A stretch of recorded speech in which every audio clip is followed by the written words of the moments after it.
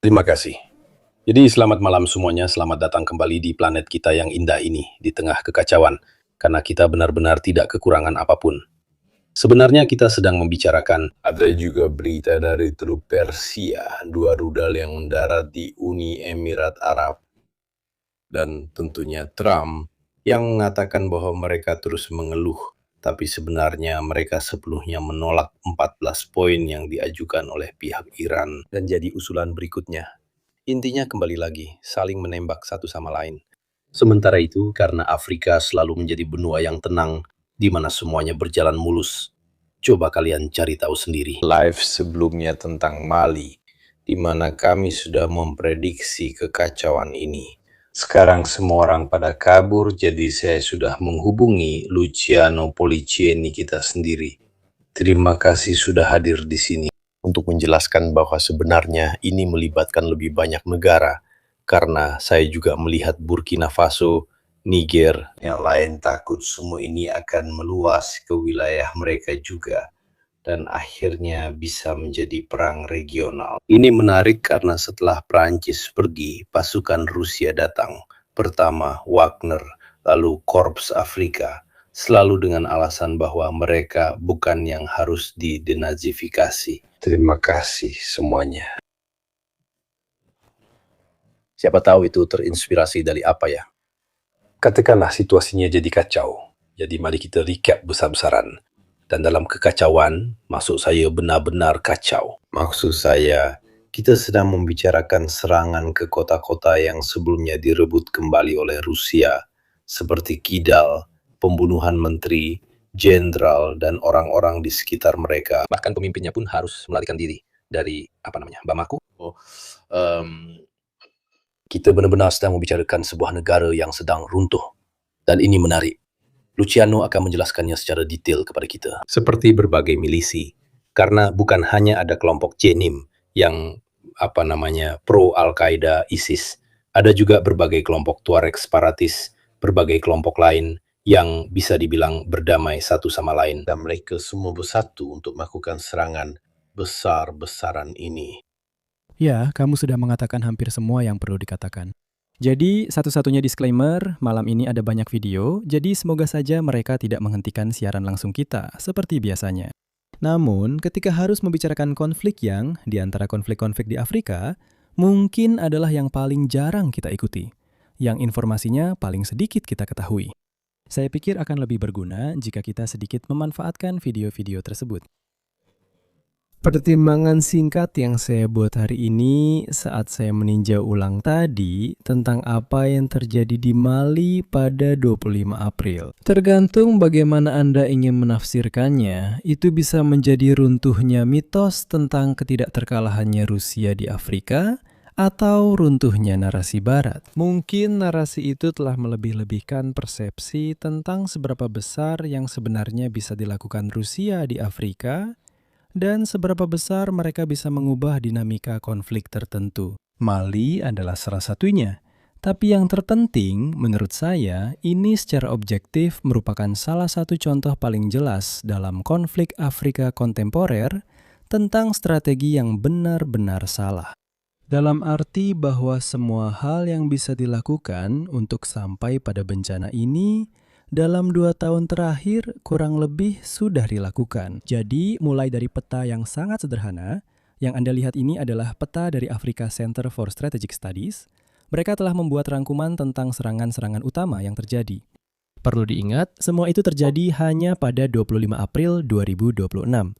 Jadi semuanya pada hari yang sama. Dan mulai dari utara hingga selatan, Bamako, semuanya dilakukan kurang lebih secara bersamaan dengan serangkaian sarana yang sangat berbeda satu sama lain dan dengan tujuan yang cukup berbeda. Karena sementara dalam kasus seperti misalnya di Kidal, kami menyaksikan semacam perang insurgensi, katakanlah, dengan pergerakan pasukan yang sangat cepat yang difokuskan untuk merebut kembali sebuah pusat kota. Dalam kasus Bamako, kami melihat serangan teroris dalam arti klasik, yaitu yang bertujuan untuk melumpuhkan beberapa petinggi utama dari pemerintahan musuh.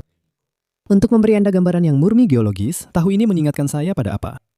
Serangan Ted Kamu bukan satu-satunya yang membuat perbandingan itu. dengan target di dalam negeri seperti kedutaan, hal-hal untuk mencoba melemahkan, katakanlah, bagian pemerintahan, serta serangan militer yang sebenarnya.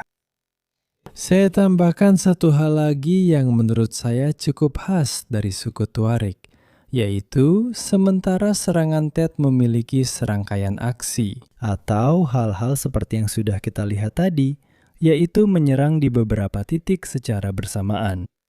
Dalam hal ini, kamu harus ingat bahwa kita tetap sedang membicarakan tentang suku Tuareg. Dan pada dasarnya ini masuk ke dalam 3 cara. Disiplin perang, katakanlah, 3 jenis serangan di tingkat taktis yang ada. Setidaknya menurut Teladachi, yaitu salah satu dari Fojas, salah satu kelompok utama di antara suku Tuareg, mereka mengidentifikasi ada 3, yaitu ACCA, Tewet, dan Achafal. ACCA pada dasarnya adalah serangan balasan, yaitu kamu menyerangku dan aku membalas, dan seringkali bertujuan untuk merebut harta benda. Sedangkan Tewet adalah ketika kamu pada dasarnya harus memulihkan kehormatanmu. Jadi pada dasarnya kamu tidak perlu mengumumkan serangan, tidak perlu menyatakan perang, karena dalam kasus ini perang sudah dinyatakan. Tapi ini adalah serangkaian serangan yang kamu lakukan dengan muatan kehormatan yang kuat. Ada yang ketiga yaitu Achafal, yang secara teknis adalah ketika kamu membalas tindakan musuhmu yang sangat biadab dan tidak manusiawi dengan tindakan yang sama biadabnya. Saya bilang ini bukan untuk pamer, tapi karena ada satu elemen tambahan dibandingkan dengan offensive Tet. Dan kita akan melihatnya di video sebentar lagi. Penggunaan sepeda motor sangat penting, tapi penggunaan sepeda motor sebagai kavaleri modern. Maksudnya, apa yang mereka lakukan sampai hari ini kurang lebih adalah taktik seperti perampok. Ini sangat mengingatkan pada serangan Lawrence Tarabia di Perang Dunia Pertama. Maksudnya, masuk seperti gelombang yang menyapu bersih. Itu adalah taktik yang hanya bisa kamu lakukan ketika kamu menganggap lawanmu lebih lemah.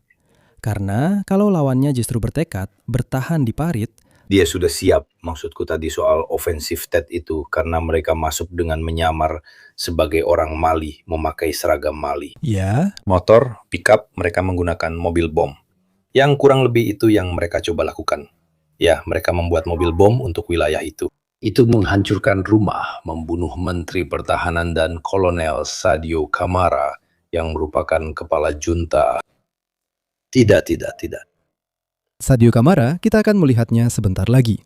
Sadio Kamara adalah Menteri Pertahanan. Tapi ini penting karena dia adalah orang yang telah bernegosiasi untuk wilayah tersebut. Dan Assimi Goïta itu kepala junta kan? Tepat sekali. Presiden pemerintahan transisi Simi Goïta yang merupakan seorang kolonel yang kemudian mengangkat dirinya sendiri menjadi jenderal. Namun Kamara adalah, selain itu, yang unik, Kamara adalah Menteri Pertahanan yang bernegosiasi dengan Prigozhin untuk kedatangan orang Rusia Wagner. pada tahun 2021. Hal yang paradoks sebagai salah satu ironi sejarah adalah bahwa Kamara, dari apa yang saya dengar, juga memiliki kewarganegaraan Prancis. Jadi sampai hari ini seharusnya dia adalah tentara Prancis ke-55 atau ke-59 yang tewas di Mali setelah penarikan Prancis. Ini untuk memberimu gambaran tentang tingkat kompleksitasnya. Apa yang kamu katakan tentang TET, pasti beberapa administrator telah membuat perbandingan antara kedua hal itu. Namun seperti yang sudah saya katakan, hal itu pasti harus dibandingkan dengan hal-hal yang sudah kita ketahui, dengan pengamatan-pengamatan yang kemudian juga dilakukan dalam konflik lain sepanjang abad. Namun kamu harus selalu ingat, dan mungkin inilah inti dari semua pembahasan tentang apa yang sedang terjadi di Mali, bahwa secara objektif Tuareg memang punya dunianya sendiri. Bahkan jika kamu melihat video pertama, itu sudah bisa memberimu gambaran tentang bagaimana mereka bertempur. Benar, ini adalah para pria dari Front Liberal. Orang-orang dari Zawad ini sedang mengisi mortir yang mereka gunakan untuk menyerang Kidal saat ofensif. Semuanya dilakukan sambil minum teh. Jadi ini membuatmu lebih atau kurang paham. Di satu sisi, ini jelas video propaganda yang dibuat untuk menunjukkan bahwa kami mengalahkan kalian tanpa kesulitan. Tapi ini juga membuatmu paham bagaimana mereka, terutama dalam 20 tahun terakhir, memang sangat terbiasa bertempur. Baik dalam kondisi berada dalam posisi yang lebih lemah dibanding musuh, maupun secara umum dalam kondisi iklim yang ekstrim. Karena kita sebagai orang barat ketika berbicara tentang kondisi iklim yang ekstrim, kita selalu memikirkan ladang-ladang beku di Ukraina. Tapi di sini kamu sedang bertempur. Sekarang aku tidak tahu berapa derajat di sana. Tapi kamu bisa saja bertempur di hari-hari yang suhunya 40 derajat dengan udara yang kering. Kamu sedang armato e dengan perlengkapan taktis dan kamu harus bertempur. Pertanyaan sulit, siapa yang memasok mereka senjata? Dari mana asalnya? Jadi, Kita akan melihatnya sebentar lagi. Pada dasarnya, mereka tidak memiliki pasokan senjata yang besar. Maksudnya, mereka lebih sering merampas dan mencuri. Hal yang sangat mereka ubah setelah beraliansi dengan Jenim, kelompok yang berafiliasi dengan Al-Qaeda yang akan kita bahas sebentar lagi, adalah mereka mulai menggunakan drone. Dan faktanya, serangan dengan drone selalu menjadi hal yang konstan dalam 2,5 hingga 3 tahun terakhir dari konflik ini. Namun saya harus mengakui bahwa kali ini mereka menunjukkan kemampuan yang luar biasa. Mereka sangat mahir dalam belajar, dan dalam waktu yang relatif singkat, mereka berhasil mengintegrasikan drone ke dalam protokol operasional mereka. Yang kamu lihat ini adalah cuplikan dari sebuah video, di mana menurut sumbernya, pasukan Rusia sudah pasukan Mali. Tepatnya dalam kasus ini, mereka sudah dalam keadaan mundur. Seberapa besar Mali merugikan Rusia secara ekonomi? Ya ampun, tidak. Secara ekonomi, seharusnya mereka mendapatkan keuntungan. Maksudnya, Wagner, Korps Afrika, tetap dibayar. Dalam hal citra, tidak. Ini menambah daftar bersama Venezuela. ke Iran, ke Suriah selama 5 tahun. Ya, jadi, Hal ini memang benar. tapi maksudnya, jangan pernah melihat sesuatu secara terpisah. Maksudnya secara umum, memang sudah diketahui kalau ada Wagner. Saya juga ingin bertanya sesuatu, meskipun ada Wagner ya. Mereka sudah membuat kesepakatan. Tapi bagaimana ceritanya Assimi Goïta yang diserang di kediamannya di Bamako justru diselamatkan oleh tentara bayaran dari kelompok Turki Sadat? Dia bahkan tidak percaya pada Rusia. Atau ada situasi ganda. Dan ini akan kita bahas nanti, karena saya juga sudah menyiapkan video tentang Sadat yang menunjukkan jenis pelatihan yang mereka lakukan. Masalahnya adalah seperti ini. Goïta pada dasarnya memutuskan bahwa garda presiden telah dilatih oleh Turki. Ini dalam logika pembagian kekuasaan di dalam junta, di mana pada dasarnya Rusia selalu dianggap sebagai urusan Kamara dan kepala intelijen dengan E. Kekhawatirannya adalah tentu saja jika semua anak dari orang-orang yang dibayar oleh seseorang yang bisa menjadi sainganmu, itu adalah risiko besar.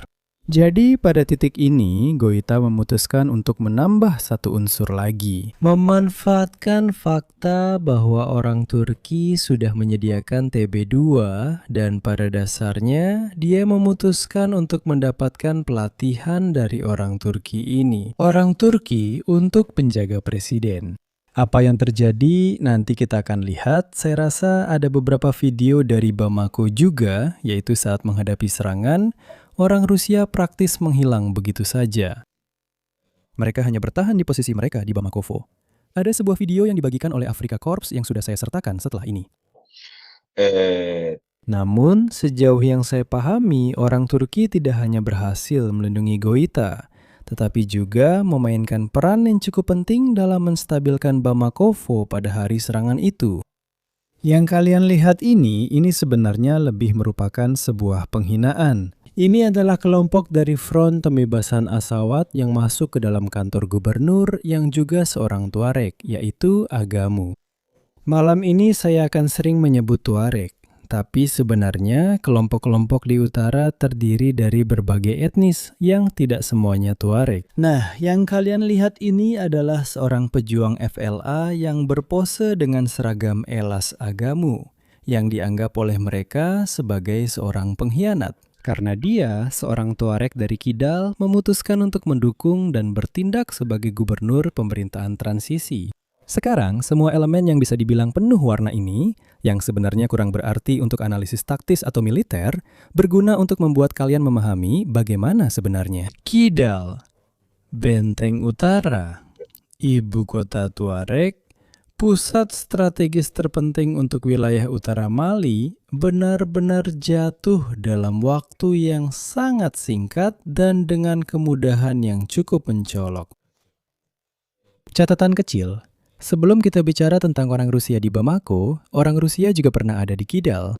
Selain itu, orang Rusia setidaknya telah melakukan 3 serangan ofensif untuk mencoba membuat pasukan FLA menyerah dengan memulai dari Kidal. Salah satunya sudah kita bahas di siaran langsung sebelumnya, yaitu pertempuran Tin Sawatan yang hingga 25 April merupakan kekalahan terbesar yang dialami oleh Wagner Afrika Korps di Afrika. Namun yang terjadi adalah pada dasarnya setidaknya dari kesaksian awal yang kami terima mengatakan bahwa orang-orang Rusia berkubu di markas mereka.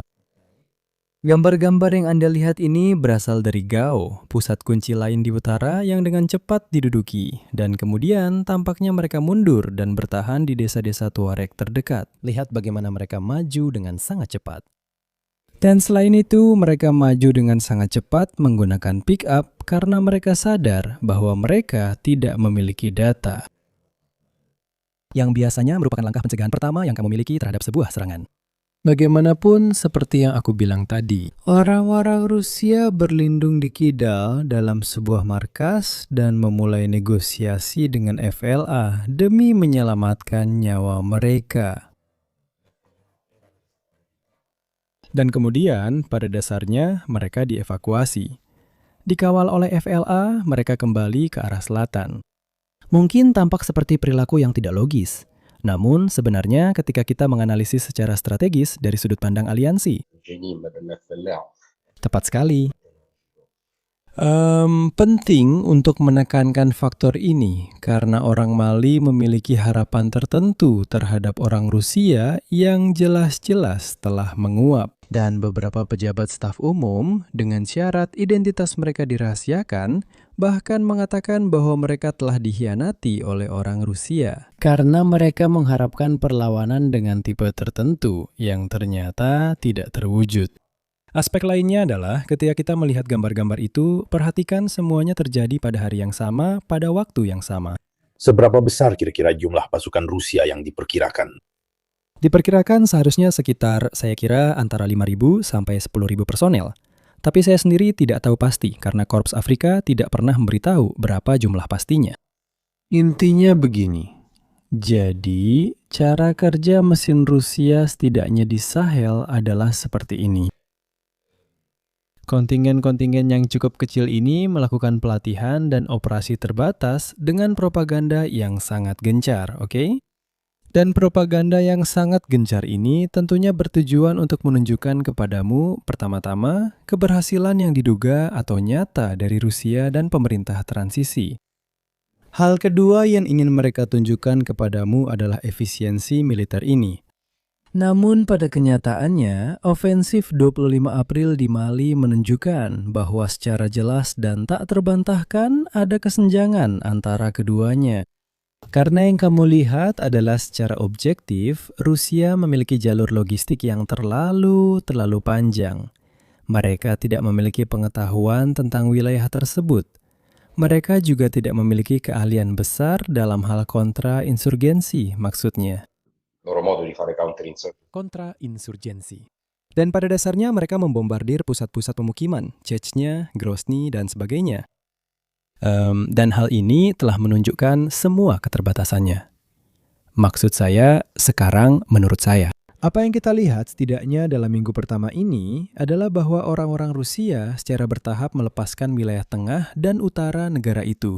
Dan mereka mulai bertahan di Bamako dalam upaya untuk mempertahankan, menjaga posisi mereka. Sebenarnya, seperti yang akan kita lihat sebentar lagi, tujuan akhir mereka telah berubah secara signifikan. Dalam arti bahwa selama bertahun-tahun, saya dan yang lainnya telah mengatakan bahwa tujuan akhir Wagner adalah menjadi pasukan pengawal yang melindungi pemerintahan transisi. Sementara sebagian, setidaknya dari pemerintahan transisi, mendapat keuntungan dari sumber daya alam di negara-negara tempat mereka berkuasa. Dan hingga hari ini, kenyataannya memang seperti itu, karena pasukan pengawal itu terlihat di ibu kota. Dan ketika kamu tidak berada di wilayah lain di negara itu, terlepas dari propaganda, menjadi sulit untuk mengatakan bahwa kamu sedang memerangi terorisme. Kamu paling-paling hanya sedang mempertahankan ibu kota. Jadi kamu paham bahwa dari sudut pandang itu, secara objektif, ini adalah sebuah kekalahan bagi Rusia. Saya juga ingin mengatakan ini. Kalau mau adil, saya juga pernah, sampai belum lama ini. Saya pernah menghadiri beberapa seminar di mana saya mendengar orang-orang berkata bahwa Rusia sedang berekspansi besar-besaran di Afrika. Saya selalu cukup skeptis dengan pandangan ini, karena secara objektif, saya tidak percaya bahwa mereka saat ini adalah kekuatan yang mampu membuat perbedaan. Terlebih lagi sementara Rusia sedang mengalami hal itu Combattendo la guerra in Ucraina, che ha naturalmente la precedenza. sebelumnya. Tapi saya juga pikir itu adalah sebuah penilaian berlebihan dari pihak kami. Dan seperti yang kalian lihat, seperti yang saya katakan, kami juga sudah membicarakannya di siaran langsung sebelumnya. Secara objektif, ini adalah penggunaan sepeda motor, maksud saya penggunaan motor, layaknya pasukan kavaleri. Saya harus bilang bahwa ini adalah sesuatu yang mulai menjadi tren juga di konflik lain, misalnya di Sudan. RSF Yang telah banyak menggunakannya. dan seperti yang Anda lihat, inilah Mopti, pusat kunci untuk menguasai bagian tengah negara. Mereka masuk dan keluar dengan sangat mudah. Selain itu, suara deru motor berkeliling dan membuat keributan dengan motor, saya rasa juga memiliki nilai psikologis. Maksud saya, ketika kamu tahu bahwa tentara takut dengan kemajuanmu, banyak orang mendengar deru motor itu. Dan mereka sudah mulai merasa khawatir. Dan itulah yang mereka lakukan di Bamako setelah membunuh Menteri Pertahanan, Kepala Intelijen, Kepala Staf Angkatan Darat, mereka terus saja berkeliling dengan motor di desa-desa sekitar. Sebagai unjuk kekuatan, dalam kasus Burkina Faso, hal ini bahkan lebih jelas karena ada berbagai kesaksian dari kelompok-kelompok bersenjata ini. Konteks berbeda, kelompok berbeda, deru motor mereka terdengar saat mereka berkeliaran bebas di pedesaan. Jadi bisa dibilang ini adalah konflik bermotor. Lebih jauh lagi, saya juga berhasil mengisolasi sebuah gambar. Nah, kamu tadi bertanya di mana mereka mendapatkan senjata. Ini dia. Maksudnya, mereka tidak akan pernah bisa menggunakan helikopter karena tidak punya pilot, tapi dalam beberapa kasus mereka membongkar senapan mesin, mengambil amunisinya. Jadi pada dasarnya mereka selalu mendapatkan senjata dengan cara seperti itu.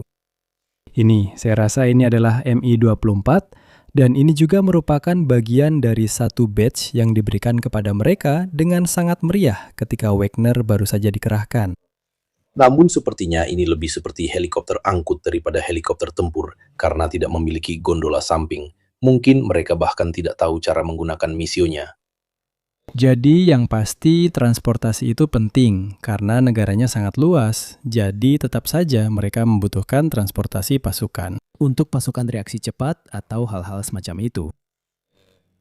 Pasti mereka telah menggunakannya sebagai untuk fungsi anti-tank. Intinya untuk menyerang target darat dari udara. Dan yang ini secara spesifik tidak, tapi beberapa helikopter memang dilengkapi dengan perlengkapan itu.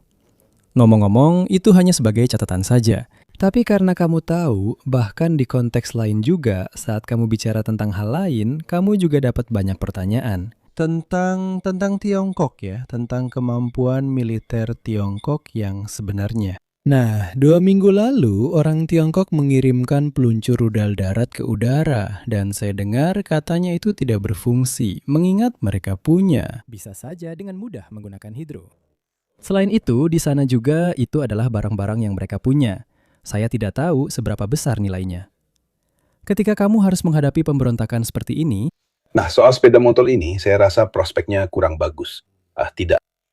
tapi mereka mengirimkan beberapa barang. Ini juga menarik. Ini diterbitkan oleh Afrika Corps, omong-omong. Seperti yang kalian lihat, ini adalah video yang cukup panjang, 4 menit.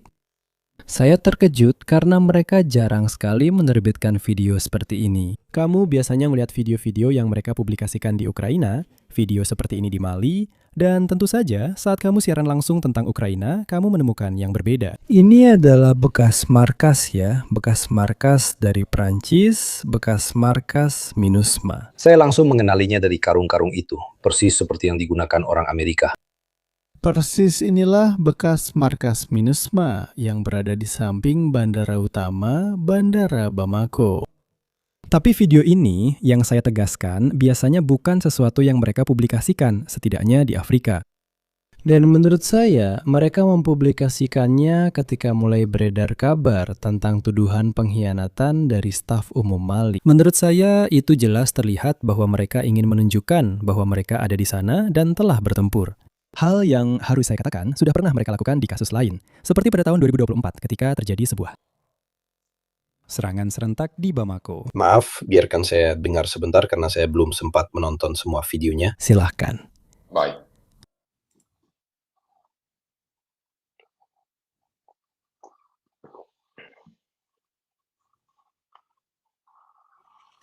Tidak terdengar ada tembakan balasan. You said so. Jadi menurutku mereka menembak, tapi tidak terdengar ada suara siulan, tidak ada apa-apa. Aku bilang lebih sedikit. Mereka menembak ke satu arah. Tapi perhatikan di sana ada kemungkinan MiG-15. Ya, tidak, tapi dan aku bilang secara objektif. Video propaganda Wagner. Lalu di Afrika aku sudah melihat cukup banyak. Foto sebanyak yang kamu mau. Telegram. Quello che ti pare. Ini pertama kalinya aku melihat video seperti itu. Di tempat lain bahkan tidak usah dibicarakan.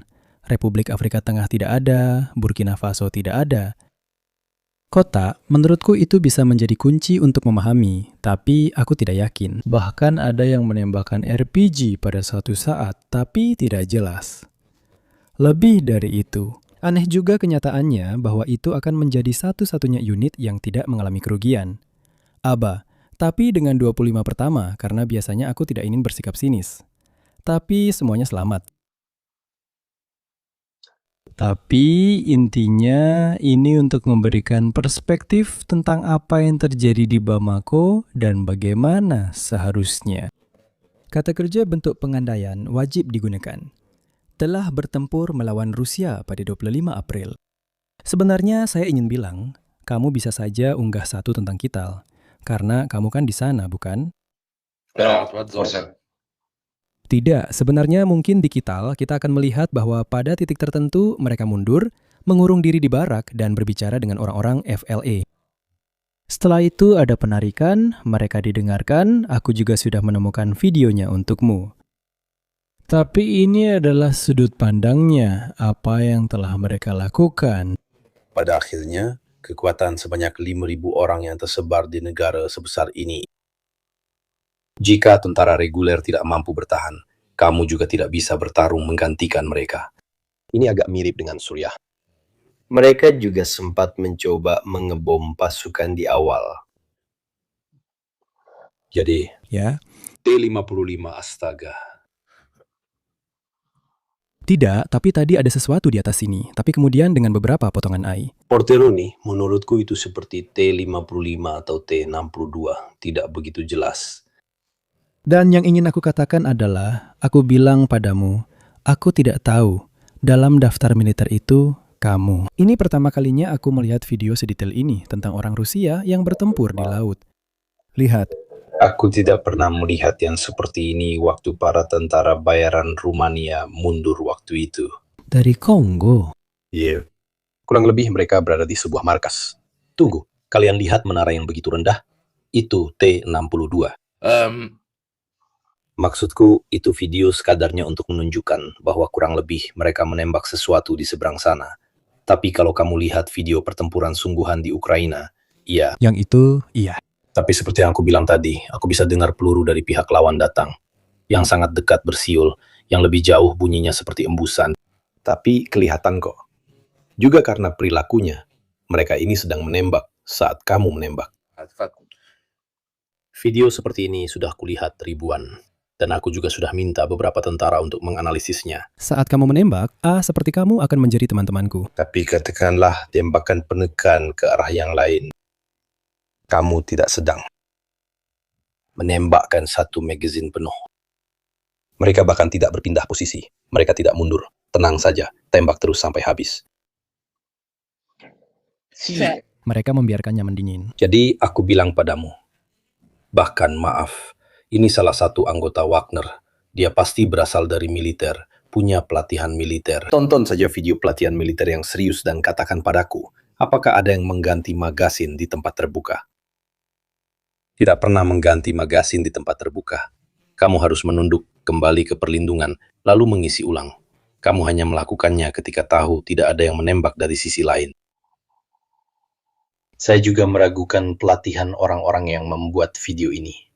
Karena pada akhirnya, seseorang biasanya sudah punya memori otot untuk hal-hal seperti ini. Maksudnya, kamu menembak secara bertubi-tubi dan membidik, lalu kembali ke perlindungan dan mengisi ulang. Tapi mereka ini berdiri terus sepanjang waktu. Kamu hanya bisa melakukan itu kalau kamu yakin di sana benar-benar tidak ada siapa-siapa. Jadi aku bilang, pengetahuanku itu sangat terbatas secara geografis dan tematis. Yang bisa aku katakan adalah aku sudah sering melihat video serupa di Ukraina, juga dari orang-orang Ukraina. Jadi kurang lebih aku tahu kalau sekarang banyak sekali video seperti ini dibuat. per mostrare. Semua orang melakukannya. Semua melakukannya. Ada sebuah video di mana ada orang Ukraina yang menembak saat keluar dari parit, kalau tidak salah dengan 56 RPG ya. Kurang lebih ada barisan pohon di seberang sana. Kalau memang benar ada orang Rusia di sana, itu tidak akan terjadi. Tidak. Tapi intinya bukan apakah benar-benar ada orang Rusia di sana dan sebagainya. Intinya adalah ini pertama kalinya saya melihat hal seperti itu di Afrika. Bagaimanapun, saya sudah mengikuti Wagner sejak sekitar tahun 2019 di Afrika. Saya belum pernah melihat video seperti ini. Ya, hal seperti ini yang asal dilempar begitu saja. Bisa dibilang banyak keraguan tentang tindakan ini. Tapi memang banyak keraguan. Kamu pasti akan tertarik dengan video ini, tapi justru kamu bisa melihat apa yang terjadi di Kidal. Ini semua bisa dibilang lebih jelas terlihat. Jadi, pada dasarnya, orang-orang Rusia di Kidal, ingat kota paling strategis di utara Mali, mengurung diri. Dan pada fajar tanggal 26 April, setelah bernegosiasi dengan FLA setuju untuk membiarkan orang-orang Rusia dievakuasi. Jadi pada dasarnya mereka keluar dari Kidal. Sebenarnya, antara kemarin dan hari ini ada penarikan pasukan lain dari Gelok, Tesali. Jadi semua itu adalah pusat-pusat kunci di utara. Ini semakin memperkuat dugaan bahwa mereka sedang memposisikan ulang diri. Dalam arti, mereka menyadari bahwa penempatan di utara terlalu terpencar. Mereka terlalu jauh. Jalur logistiknya juga jauh. Perlu diingat bahwa salah satu jalur logistik utama, setidaknya untuk pasukan Rusia di Mali, adalah jalur Aquilea. Jadi, tentu saja, ketika kamu bicara tentang sesuatu yang harus dikirim dari Conakry sampai ke Kidal, Stai parlando di migliaia di chilometri. jadi pada dasarnya mereka sedang menarik diri di sini dan di Kidal. Tapi ini adalah tren yang terus berlanjut. Katakanlah mereka semua sedang kembali ke ibu kota, dan dalam beberapa menit lagi kita bisa jelaskan juga kenapa mereka bergerak menuju ibu kota. Kalau kamu lanjut ke video berikutnya, seharusnya ada video tentang para tahanan Mali, tapi ternyata tidak. Karena pertanyaan yang mungkin muncul bukan hanya dari mana mereka mendapatkan senjata, tapi juga dari mana mereka mendapatkan orang-orangnya. Secara objektif, yang kita lihat setelah Kidal adalah banyak anggota tentara Mali memutuskan untuk bergabung dengan para pemberontak, mungkin demi menyelamatkan diri mereka. Mereka telah menyita semua senjata. Ya, ada juga beberapa gambar FLA yang masuk ke tempat persembunyian. Sedikit catatan, FLA dalam hal media jauh lebih eksplisit dibandingkan Jemil. Tapi ya, mereka telah menyita beberapa senjata, mereka pasti juga mengambilnya. Tidak, juga senjatanya. Ya Tuhan, mungkin dia punya ini. Tidak. Ya Tuhan, tergantung bagaimana kamu bernegosiasi. Mungkin kamu bilang akan meninggalkan semuanya, tapi ada beberapa yang kamu simpan untuk pertahanan diri. Ya, tapi umumnya saya melihat banyak sekali pria tanpa senjata. Ya, tidak. Jadi mereka pasti begitu. Karena kamu berada dalam situasi di mana kamu percaya dan tidak percaya. Karena kamu tidak tahu apakah mereka mungkin menakutimu. Mereka menembak tentara biasa di atas truk seperti itu dalam situasi di mana tim ingin senjatanya siap. Di dalam truk saya tidak melihat siapapun dengan senjata siap. Di truk kedua ada 2 orang dengan senjata siap. Ya, tapi kemudian ada masalah mendasar, yaitu itu tadi. Menarik bahwa mereka membiarkan mereka tetap memiliki LMR itu. Terlihat jelas peluncur roket Rusia lewat. Jadi, lalu, Pasti mereka mengambil banyak mortir dari Kidal. Ayo, turun. Jadi, ya sudah, itu adalah video tentang para tahanan. Eh, Jadi seharusnya, ya ini yang lain, ini adalah video pertama mereka mulai membongkar kota Kidal. Jadi tentu saja juga di sana. Faktor yang harus dipertimbangkan untuk pengembangan hubungan Rusia-Mali yaitu perjanjian dengan Tuareg. Itu karena kalian orang kulit putih membiarkan diri kalian pergi. Yang lainnya, yaitu anggota tentara, Bambara daripada Peul, tetap di sini bersama kami. Maksudnya tetap di sini bersama kami. Yang terjadi adalah seperti ini. Pada dasarnya, mereka berkata kepada mereka, kamu mau bergabung dengan kami akan membiarkanmu pergi. Kami membiarkanmu bergabung dengan kami kembalikan dokumenmu, dan itu adalah langkah yang cerdas. benar-benar merangkul mereka ke pihakmu. Ya, kenyataannya jika kamu mulai membunuh mereka, mereka akan lebih cenderung bertahan sampai akhir. Tapi jika mereka punya kesempatan untuk berpindah pihak, kamu akan menambah jumlah pasukanmu dan juga mendorong yang lain yang melihat orang Rusia pergi untuk menyerah atau berpihak padamu. Ada faktor lain, maksudnya mereka beberapa kali menahan tentara Mali sebagai sandera untuk kemudian ditukar. Seringkali berhasil, tidak selalu, tapi seringkali berhasil dengan imbalan membebaskan orang-orang mereka.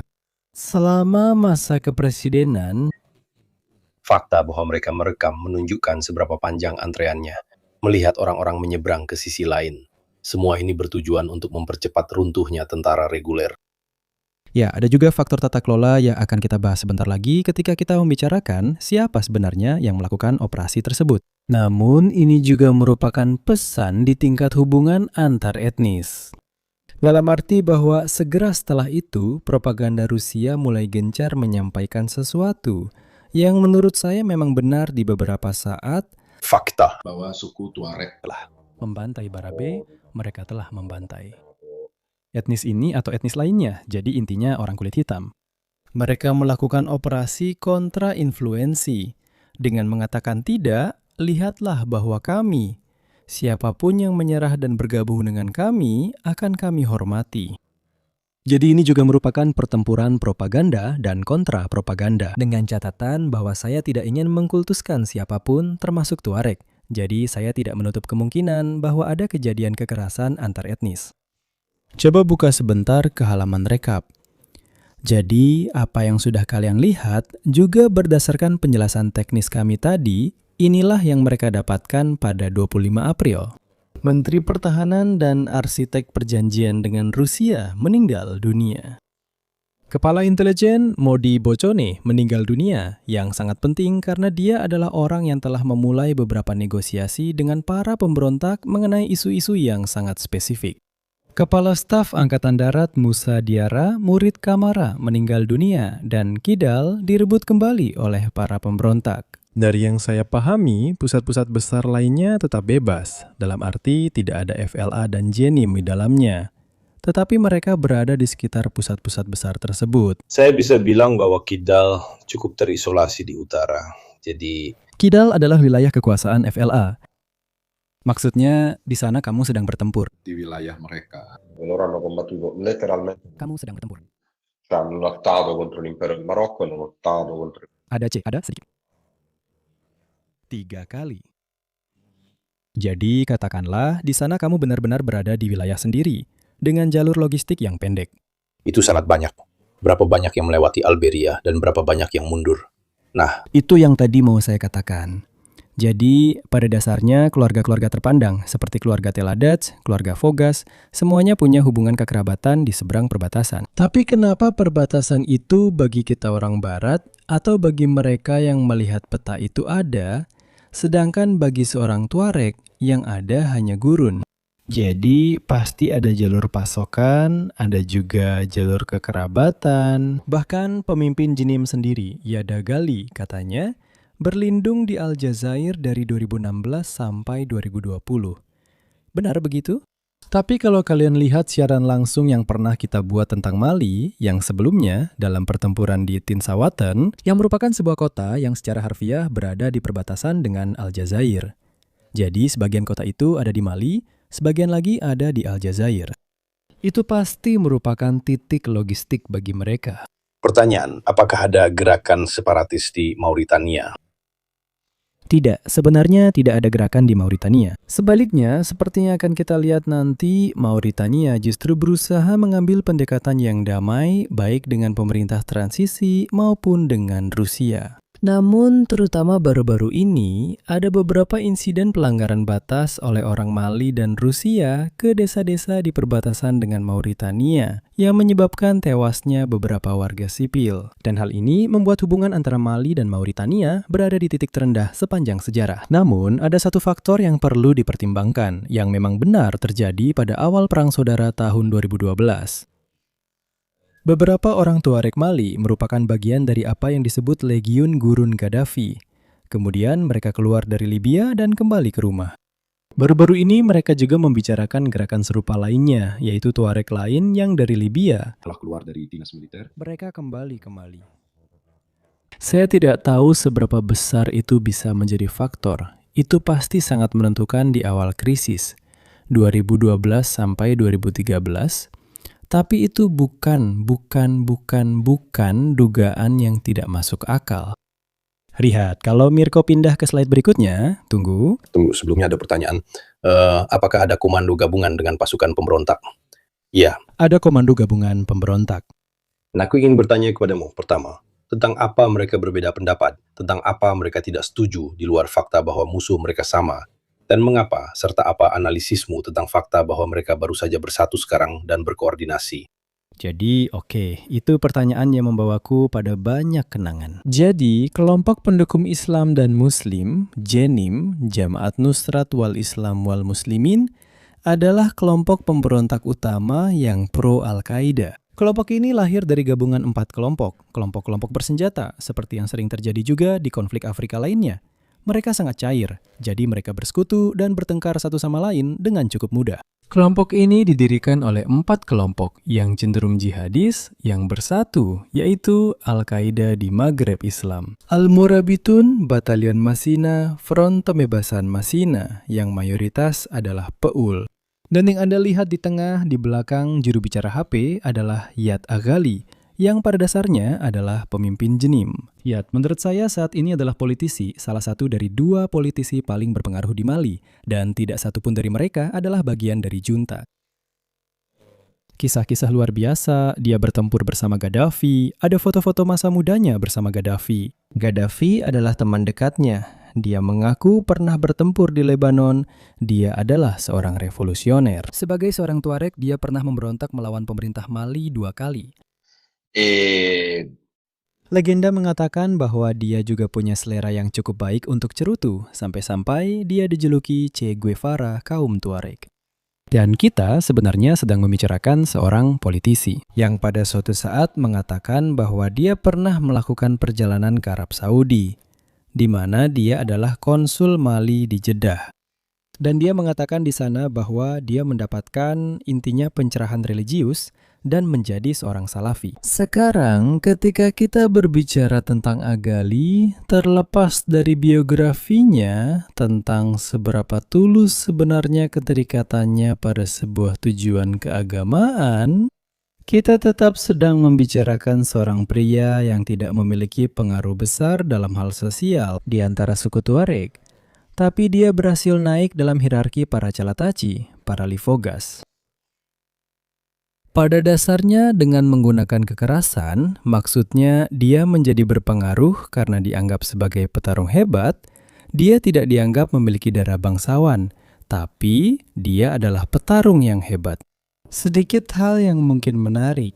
Darah bangsawan di kalangan Tuareg, setidaknya di kalangan Tuareg Mali, bukan bersifat patriarkal, tetapi matrilineal. Artinya, peranmu dalam masyarakat ditentukan oleh siapa ibumu, bukan siapa ayahmu. Yang benar-benar kebalikannya. Apakah kaum progresif demokrat di Amerika akan senang dengan hal-hal seperti ini? Namun keluarganya tidak begitu penting.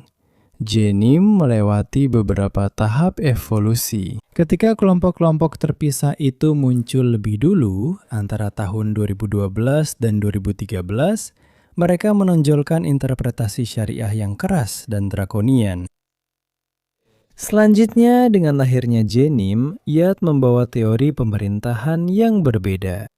Kita tidak bisa mencambuk orang, memotong tangan mereka. Kita harus memberlakukan kepemimpinan, pemerintahan Muslim, Islam, yang didasarkan misalnya pada kewajiban memakai jilbab, tidak menggunakan narkoba, tidak minum alkohol, dan harus melaksanakan sholat.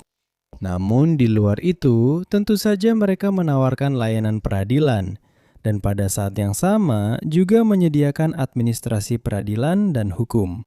Dengan pengadilan-pengadilan Islam, yang oleh sebagian warga, entah benar atau tidak, dianggap lebih efisien atau kurang korup dibandingkan dengan pengadilan pemerintah saat ini. Jadi mereka memperlakukan jenis pemerintahan baru ini dan berhasil, setidaknya di beberapa bagian masyarakat Mali, mendapatkan semacam kepercayaan. Aliansi yang terbentuk, silakan ke slide berikutnya, adalah dengan Front Pembebasan Azawad. Kalian ingat ketika saya bilang bahwa Yat tidak punya darah bangsawan? Nah, Al-Ghadas Al-Tallah yang merupakan pemimpin Front Pembebasan Azawad pada dasarnya adalah orang yang memiliki darah bangsawan ini. Jadi apa yang terjadi?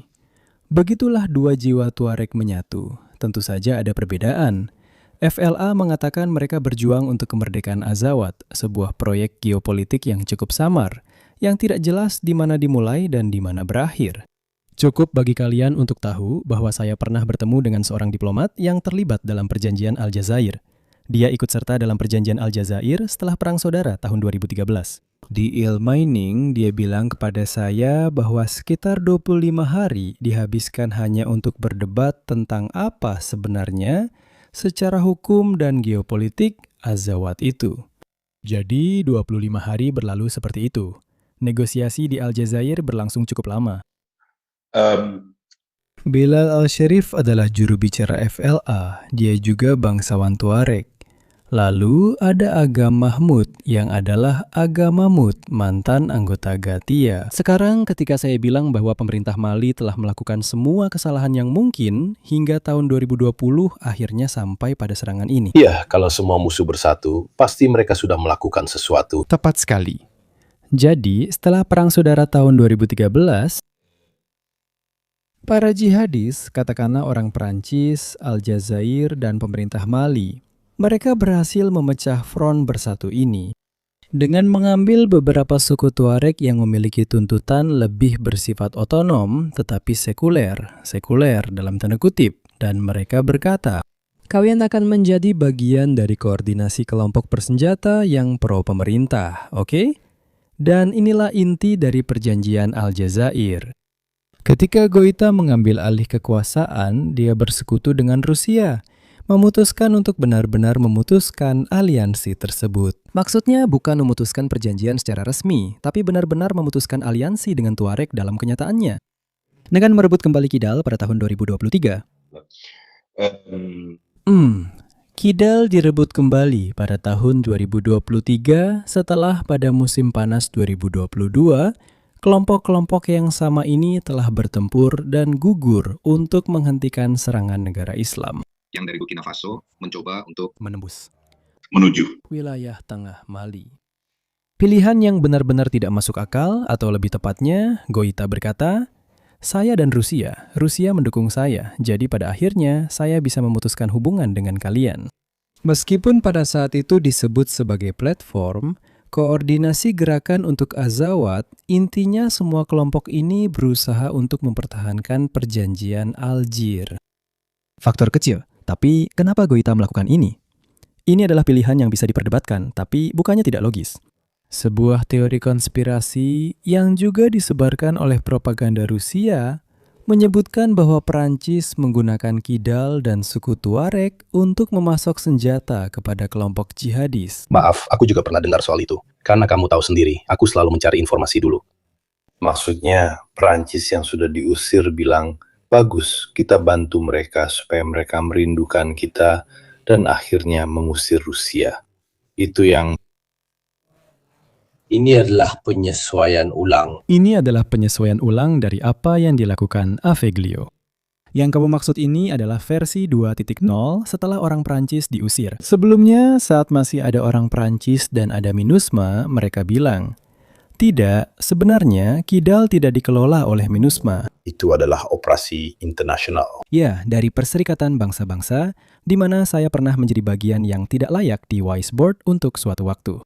Intinya adalah, kota Kidal berdasarkan perjanjian Algier tidak diperintah oleh pemerintah Mali, tetapi diperintah oleh suku Tuareg yang setia kepada pemerintah Mali, oke? Konspirasinya adalah, orang Prancis menggunakan kota ini, ibu kota suku Tuareg, untuk memasok senjata kepada para jihadis dan membenarkan kehadiran mereka di sini. Namun sekarang Kidal sudah berada di bawah kendali pemerintah Mali selama 2 tahun dan para jihadis justru semakin kuat. Ada sesuatu yang tidak masuk akal. Selain itu, Bukankah orang yang sudah masuk Salafi itu, selain pergi ke sana dan mendapat pencerahan, mungkin juga kembali dengan membawa koper berisi sesuatu?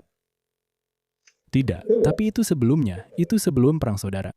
Itu sebelum Perang Saudara. Di Gali, menurut Alora, saya akan jujur saja. Di Gali, dia tidak terlalu berperang karena semangat agama. Dia hanya ingin mendapatkan kekuasaan yang diakui atas Kidal, yaitu otonomi administratif yang besar. Buktinya, seperti yang akan kita lihat sebentar lagi, jika kita menghubungkan beberapa titik, dan terlepas dari omongan banyak orang, karena saya pernah dengar, efek Suriah, bahkan sebelumnya, Beberapa tahun lalu disebut efek Afghanistan. Jadi Mali itu seperti Afghanistan, seperti Suriah. berbeda dengan Asyara dan berbeda dengan Taliban, menurut saya mereka tidak ingin memerintah. Ini karena negaranya sangat luas dan mereka tidak. Mereka tidak punya. Masing-masing ingin wilayah kecilnya sendiri. Dan kemudian mereka ingin. Memulai perundingan, nanti akan kita lihat dalam skenario-skenarionya, mereka ingin memulai perundingan dengan pemerintah Mali. Buktinya, kalau kamu keluarkan Kidal, mereka tidak mengelola satu pun pusat pemukiman yang penting, baik dari segi jumlah maupun dari segi strategis. Dan menurut saya, Inkogni seharusnya mengadopsi kalimat saya, yaitu, seberapa berhargakah waktu kalian? Saya sangat menghargainya. Jadi bagi saya, diganggu oleh si orang itu yang ingin menjual tarif energi ke 50, padahal saya sudah memakai kontrak yang sama selama bertahun-tahun. Kalau boleh jujur, itu nilainya lebih kecil daripada 5 euro yang saya bayarkan untuk Inkogni. Kalimat saya yaitu, kamu. Sepertinya kamu membisukan saya. Tidak. Kamu dibayar jutaan oleh sponsor dan kamu tidak datang ke sini untuk memanfaatkan sponsor itu. Kamu malah membisukan saya tepat di kalimatku. Jadi, seperti yang kita katakan, pada dasarnya aliansi yang suci atau tidak suci tergantung sudut pandang, tampaknya juga dibuktikan oleh video ini. Menurutku, ini adalah video paling menarik dari operasi tanggal 25 April. Kamu lihat permainan refleksi ini? Itu seharusnya suara Agali. Saya tidak terlalu ahli mengenali suara Intala. Bagaimanapun, mereka sedang mengikuti operasi yang berlangsung pada 25 April, dan mereka mempublikasikan video ini untuk menunjukkan bagaimana mereka, dalam arti tertentu, sedang berkoordinasi bersama. Tentu saja, aliansi Vlajnim juga diakui kemudian oleh Jnim dalam pernyataan klaim atas serangan pada 25 April. Dari mana asal aliansi ini? Aliansi ini pada dasarnya berasal dari sudut pandang militer sama sekali tidak masuk akal. Tidak. Benar sekali. Mereka bergerak dalam satu barisan. Semuanya terjebak di sini. Kalau mereka kena 2 tembakan mortir, 10, 15, apa jadinya? Truk Toyotanya semuanya meledak. Jadi jelas ini hanya dilakukan untuk menunjukkan. Lihat, kami sedang bergerak. Tapi itu bukan barisan taktis. Tidak bergerak seperti itu. Bukan, intinya adalah untuk menunjukkan bahwa Intala dan Agali mengikuti. Serangan bersama-sama. Jadi itu adalah memberikan bukti nyata di luar segala spekulasi untuk menunjukkan bahwa ada koordinasi dalam operasi tersebut. Dalam arti, operasi itu adalah aktivitas yang telah dilakukan. Poin lain itu benar. Saya percaya bahwa sifat aliansi ini adalah, bisa dibilang, mari kita bersatu dan mencari cara untuk mendorong pemerintah agar mau bernegosiasi. Jadi seperti yang saya katakan sebelumnya tentang pentingnya sepeda motor, nah ini adalah salah satu sepeda motor yang mereka gunakan. Jadi ada senapan mesin yang dipasang. Saya tidak tahu apakah kamu juga akan membuat sesuatu seperti itu, tapi saya tidak mau bertanggung jawab. al riguardo. Sì, Saya tidak tahu apa itu diska. Memasang diska seperti ini di belakang motor, kamu tahu kalau coba menembak. Ya ampun, kamu berhenti dulu lalu menembak. Karena kalau coba-coba, ya idenya seperti itu. Kalau di belakang menembak, kamu tidak akan kemana-mana. Tidak mungkin. Idenya memang seperti itu. Tapi itu yang aku bilang, ini motor memang untuk digunakan. Kecepatan moto untuk berpindah tempat. Il punto è far fuoco. Tapi ada banyak yang berkeliaran seperti itu. Maksudku, lalu lintas sih tidak ada efeknya. Tidak ada solusi. Sedangkan ini adalah peluncur rudal Tiongkok yang diterima pemerintah Mali beberapa minggu lalu. Saya tidak mengerti. Mereka terlihat seperti salinan anvi. Ya, peluncur rudalnya sepertinya bernama Peng sesuatu, Peng Liang atau semacamnya. Tapi saya tegaskan lagi, dalam beberapa bulan terakhir, mereka menerima banyak senjata. Ya tentu saja ada drone Turki. Lalu setelah itu ada M24 seperti yang kita lihat yang ditembak jatuh di Gao di slide berikutnya. Benar, lihat ini adalah M24. Ketika mereka diserahkan, ini hanya beberapa bulan setelah penempatan Wagner, masih ada yang lain. Mereka belum memberikan sirip-sirip beserta sistemnya. Dengan pilon di bawah sayap, saya kasih tahu kamu. Benar, jadi saya kasih tahu kamu. Itu hanya sebuah gunship ini. Kamu menembak dari pintu. Masuk akal. Karena sekarang ada video lain dari Korps Afrika yang keluar lebih baru, di mana terlihat mereka benar-benar menembak dari pintu, menembak dengan gunship yang berputar itu. Bukan berarti kamu bisa menggunakan peluncur roket. Lalu kamu tahu, mungkin mereka tidak punya banyak uang untuk mengisinya. Peluncur rudal sama sekali tidak ada gunanya. Gondola peluncur rudal, mungkin kamu pasang beberapa senapan mesin di samping dan menggunakannya sebagai gunship. Jadi, ya, tapi pertanyaan yang ingin saya tanyakan, karena kamu mengikuti perang di Ukraina, apakah mereka menyimpannya untuk digunakan di front Ukraina, lebih baik di Italia atau di Mali? Tidak. Mengerti. Tidak. Kamu salah paham. Tidak. Helikopter hampir ditarik dari perang di Ukraina setelah mengalami lebih dari 300 kerugian pada tahun pertama. Mereka menjadi hampir tidak berguna. Penggunaan helikopter secara besar-besaran terakhir terjadi selama ofensif Ukraina pada tahun 2023, di mana pada minggu pertama, pihak Rusia memiliki Ka-52 Alligator yang menghancurkan Bradley dan kendaraan lain yang mencoba menerobos. Selain itu, beberapa kemunculan helikopter yang kita lihat hanyalah untuk mengangkut sesuatu dengan cepat, itu saja. Atau paling-paling mereka menembakkan roket dalam mode balistik, jadi helikopternya menanjak tajam. Bisa dibilang begitu. Dalam mode balistik, mereka menembakkan roket lalu pergi. Helikopter yang melakukan serangan, interdiksi atau masuk ke belakang garis musuh sudah tidak terlihat lagi. Dari segi kerugian udara secara proporsional, korps helikopter Rusia adalah yang mengalami kerugian paling banyak dibandingkan angkatan bersenjata Rusia lainnya selama perang ini. Tidak, tapi dengan 5, karena saya membaca wawancara dengan Kepala Staf Portolano yang mengatakan hal yang sama. Dia juga mengatakan bahwa perang di Ukraina telah membuktikan bahwa helikopter di masa depan akan jauh lebih jarang digunakan. Jadi, dengan 5. Bagaimanapun, inilah hal yang diperhatikan oleh orang-orang Mali. Tentu saja kita berbicara tentang perang jenis pemberontakan, jadi jelas kamu tidak harus menghadapi tentara Ukraina. Sedangkan ini adalah TB2 klasik yang tentunya juga didapatkan oleh Mali. Beberapa TB2 ini berada di Kidal, jadi saat ini mereka akan berada di tangan, kemungkinan sudah dibongkar. Intinya sekarang berada di bawah kendali para pemberontak. Kita harus melihat dulu jenis penggunaan apa yang bisa mereka lakukan, atau siapa yang mungkin akan membayar mereka untuk mendapatkan akses ke TB2. Namun, jika kamu lanjutkan, kamu akan mendapat gambaran tentang bagaimana mereka menggunakan drone. Ini adalah video yang dipublikasikan oleh FLA. Sebenarnya, FLA dan Jenim perlu diingat bahwa mereka berdua memiliki dua cara berbeda dalam menggunakan drone. Ini adalah gambar dari tanggal 25 April. Seharusnya ini menunjukkan penggunaan drone. Ini adalah quadcopter menurut saya melawan Rusia di Kidal. Terima kasih. Oke, begini cara mereka menggunakannya. Pada dasarnya saya tidak tahu apakah FLA juga bisa menggunakan TB2, tapi menurut saya itu cukup sulit. Sementara Jenim menggunakan quadcopter dengan cara klasik, yaitu mereka menaruh misil di atasnya, menerbangkannya, lalu menjatuhkan bom di suatu titik. Namun, mereka sebagian besar menggunakannya dengan cara yang sama, yaitu sebagai alat yang berguna untuk melemahkan cadangan dan kekuatan di pangkalan darat. Nah, ini kurang lebih adalah jenis quadcopter yang digunakan oleh Jenim.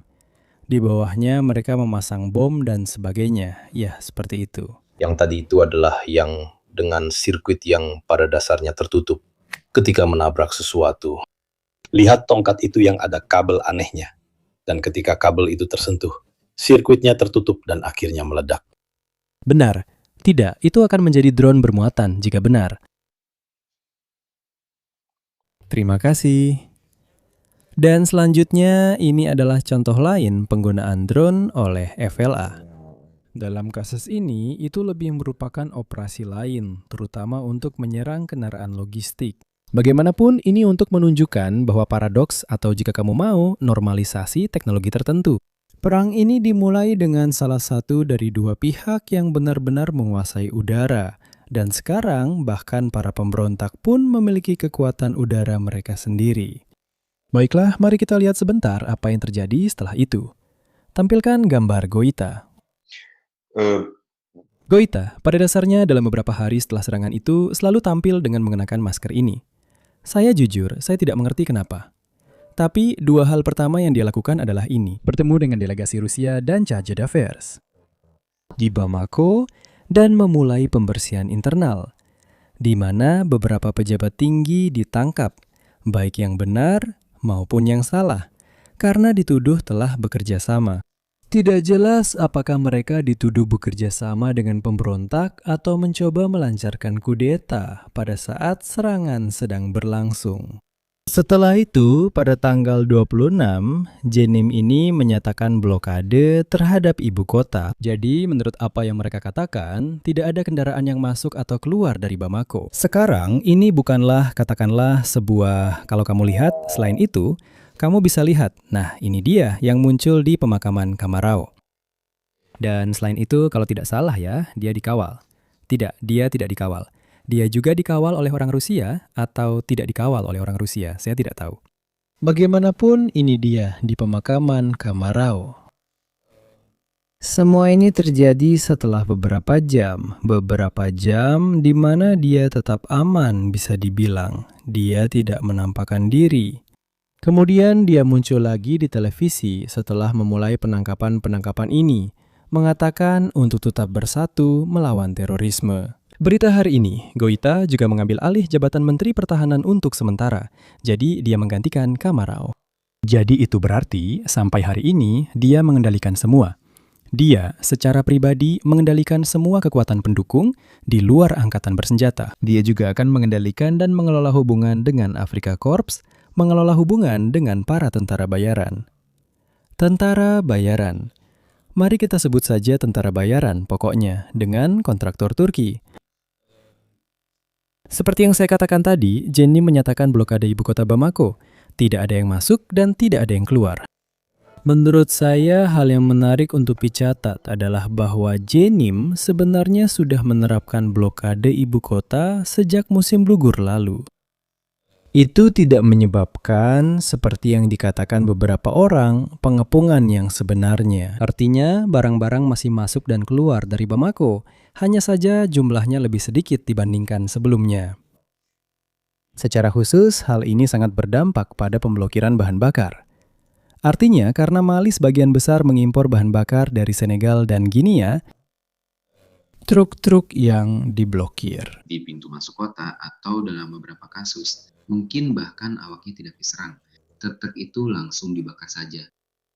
Ini bisa berdampak selain pada kehidupan penduduk, juga pada pasukan, pada tentara, karena kamu akan kekurangan bahan bakar untuk kendaraan. Belum jelas apakah Jinim benar-benar sudah berhasil menerapkan blokade ini. Atau berhasil menerapkannya sama sekali. Beberapa sumber mengatakan bahwa ini adalah blokade kota yang mulai diterapkan secara bertahap. Sumber lain melaporkan bahwa untuk saat ini situasinya hampir sama. Pada 24 April, keadaannya persis seperti sebelumnya. Jika kamu lanjutkan, seharusnya ada peta di mana kita bisa menunjukkan kurang lebih bagaimana blokade yang sedang diterapkan oleh Jenim itu bekerja. Jadi inilah kurang lebih situasi saat ini di tingkat regional. Ada sedikit masalah. Jadi seperti yang kalian tahu, Mali adalah bagian dari, bagi yang mengikuti perkembangan ini pasti tahu, Mali adalah bagian dari aliansi negara-negara Sahel, yaitu aliansi antara 3 pemerintahan transisi ini, Mali, Niger, dan Burkina Faso. Ketiganya didukung oleh Rusia, ketiganya terdampak oleh pemberontakan di Sahel, dan ketiganya telah mengusir pasukan Perancis dari wilayah mereka sendiri. Situasinya seperti ini. Pemerintah-pemerintah di Sahel tentu saja telah menyatakan solidaritas kepada Mali. Mereka mengatakan bahwa beberapa sumber yang belum dikonfirmasi menyebutkan bahwa mereka juga telah melakukan serangan balasan, serangan udara terhadap posisi FLA Kidal. Sejujurnya, saya hanya menemukan hal ini tertulis di media yang dekat dengan aliansi negara-negara Sahel. Ketiga pemerintahan ini telah membentuk pasukan gabungan yang menurut apa yang mereka katakan berjumlah 15.000 orang. Untuk saat ini, pasukan itu belum bergerak. Setidaknya secara resmi, pasukan reaksi cepat semacam ini belum diaktifkan, sebut saja apapun namanya, dalam status siaga. Yang pasti, demi keamanan, pemerintah Niger telah membatalkan parade tanggal 1 Mei, yang setiap tahun diadakan di Niger untuk merayakan Hari Buruh. Burkina Faso, yang dipimpin oleh Kapten Traoré, Traoré telah meningkatkan tingkat keamanan dalam negeri. Menurut saya, ini cukup jelas bahwa aliansi negara-negara Sahel sangat khawatir dengan serangan ini. Begini, Karena mereka telah memberikan sanksi, ingin melakukan intervensi, membuat gema, dan sebagainya. Tapi akhirnya tidak terjadi apa-apa. tepat sekali, lalu tidak terjadi apa-apa. Saya harus mengatakan bahwa di antara banyak hal, menurut saya, di antara banyak pilihan yang bisa diperdebatkan, yang diambil oleh pemerintah transisi Mali ada 1 upaya serius, 2 upaya serius untuk mediasi antara ECOWAS dan junta-junta pemerintahan transisi di Sahel. Maaf.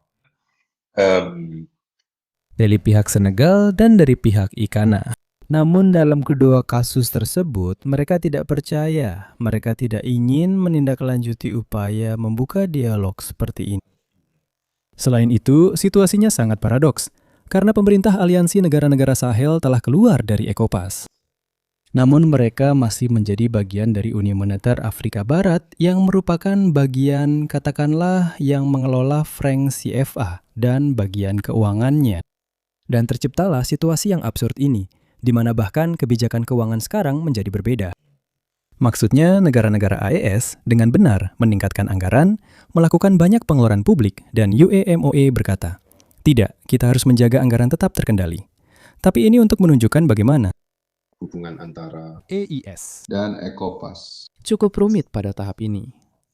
Setelah mundurnya kelompok Rusia dari perundingan, Pemerintah Afrika lainnya yang mengandalkan kontrak kesepakatan terbuka, apakah mereka menunjukkan tanda-tanda ingin bergantung atau tidak pada kontrak ini? Tidak. Tidak. Tapi untuk saat ini, tidak. Orang Rusia di mana mereka berada, tetap di sana. Lebih dari itu, yang sedang berkembang, tapi ini juga sudah menjadi tren sejak lama, banyak yang ingin bekerja sama dengan Turki. Tapi kamu tahu apa? Masalahnya adalah, baik Rusia maupun Turki, tapi pada titik tertentu kamu tetap akan kewalahan. Tapi berapa banyak TB2 yang harus diproduksi untuk memasok setiap negara? Kamu tahu nggak, TB2 itu sebenarnya tidak membawa banyak amunisi. Maksudnya, lebih efektif melawan pasukan yang benar-benar lapis baja atau semacamnya. Coba kamu berhenti dulu. Mereka sudah menggunakannya. Dengan sepeda motor, juga dengan TB2. Kamu pun nggak bisa berbuat banyak ya. Tidak, tapi bagi mereka itu adalah simbol. Bagi mereka itu adalah simbol. Tapi tidak, saat ini tidak ada yang mempertanyakan Afrika Korps. Mungkin saja di masa depan, beberapa pemerintah ketika dihadapkan pada pilihan, apakah saya akan menerima pelatihan dari Rusia atau dari Turki, mereka bisa saja memutuskan untuk menerima pelatihan dari Turki. Itu mungkin. Tapi untuk saat ini, tidak. Saat ini semuanya tetap seperti ini. Tapi juga karena itu adalah keputusan dan kebijakan yang memerlukan waktu. Ada negosiasi, ada masalah-masalah rumit yang harus diselesaikan. Jadi, jika memang nanti ada penarikan pasukan Rusia atau permintaan kepada Rusia untuk pergi, itu bukan sesuatu yang terjadi dalam 1 minggu.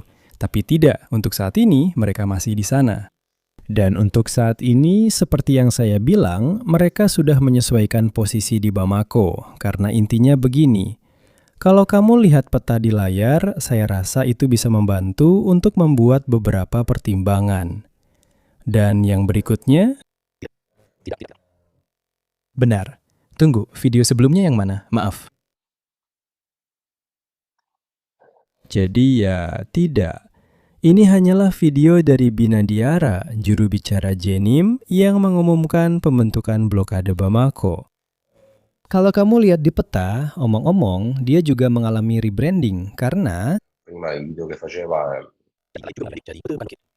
secara sederhana, jadi apa yang terjadi? Ini adalah peta yang sudah saya tunjukkan kepada kalian pada tahun 2024.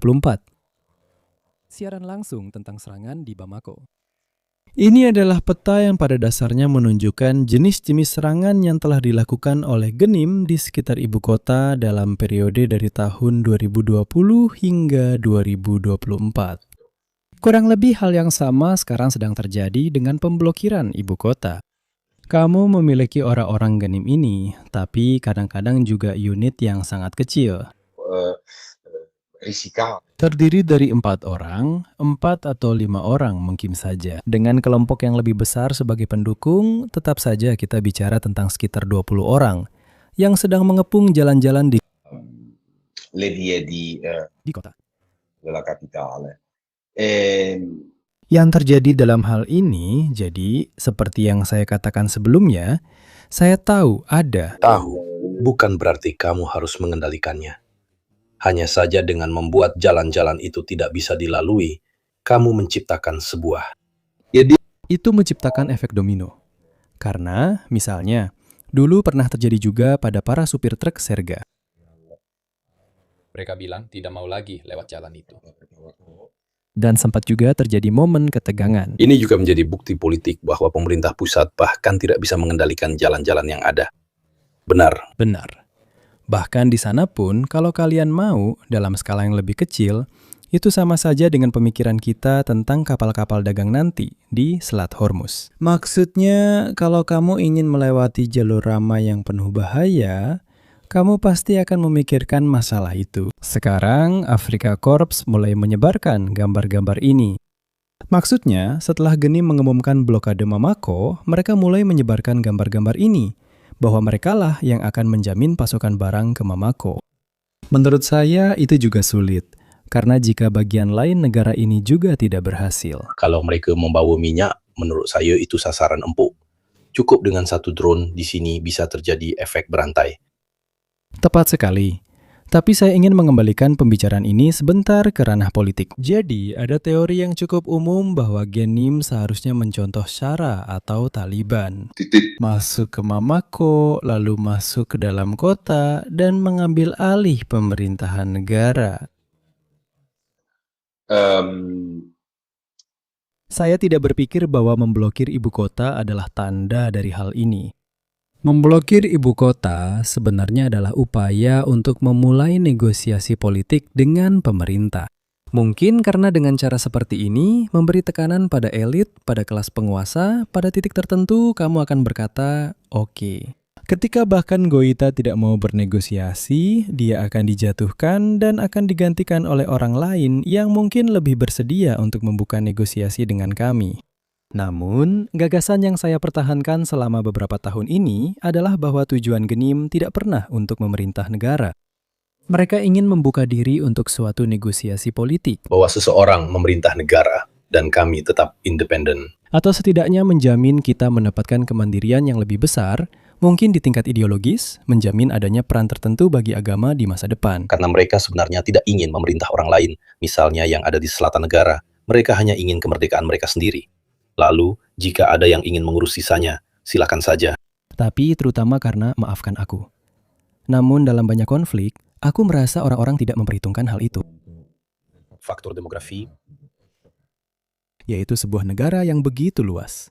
Dalam skenario paling optimis, yang paling optimis, benar-benar kelewat optimistis, Genim hanya punya 20.000 orang. Bagaimana kamu bisa mengendalikan sebuah negara? Jumlah itu bahkan tidak cukup untuk mengendalikan Bamako saja. Jadi pada dasarnya, menurut saya, ini adalah serangkaian taktik yang difokuskan untuk memulai diskusi politik. maksud saya tidak bisa menguasai negara ini, tapi saya bisa membuatnya tidak stabil. Saya punya cukup kekuatan untuk membuatnya tidak stabil, bahkan di wilayah yang kamu kuasai. Atau setidaknya membuatmu kehilangan kredibilitas. Karena jika resep pemerintah Mali selalu mengatakan berkat Rusia kami bisa menang secara militer. Jadi bisa dibilang narasi pemerintah Mali memiliki dua fase. Yang pertama adalah berkat Rusia kami bisa mengalahkan mereka secara militer.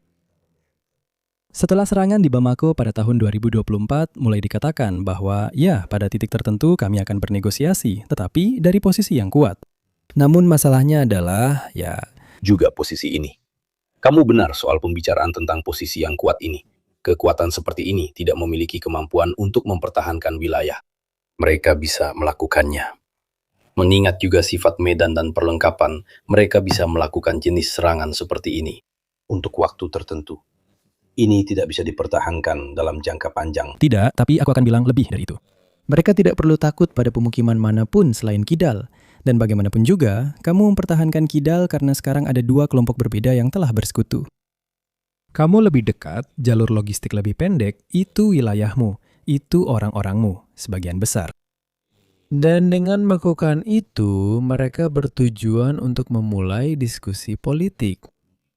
Dan terutama ada kesulitan juga dari pihak Mali untuk mempertahankan pasukan reguler, untuk mempertahankan posisi. Jadi saya sendiri sulit membayangkan skenario seperti di Suriah. Saya sudah bilang sebelumnya bahwa Al-Shara juga tidak masuk ke Damaskus hanya dengan orang-orang Ayat Harira. Dia memiliki serangkaian aliansi. Dan juga dari Tepak. Kaum sekuler, jihadis, semuanya ada. Siapa tokoh ini? Nah, ini yang ingin saya tunjukkan kepada kalian masih merupakan bagian dari perang propaganda yang tadi kita bicarakan. Jadi, segera setelah jatuhnya Kidal, ES dan propaganda Rusia mulai menampilkan gambar-gambar yang mengklaim adanya kekerasan etnis dan tindakan Tuareg terhadap orang kulit hitam. Peul, Bambara, atau apapun yang kamu mau. Sebenarnya, saya sudah bilang sebelumnya bahwa saya pikir hal itu sangat mungkin terjadi. Bahwa memang telah terjadi kekerasan. Antar etnis.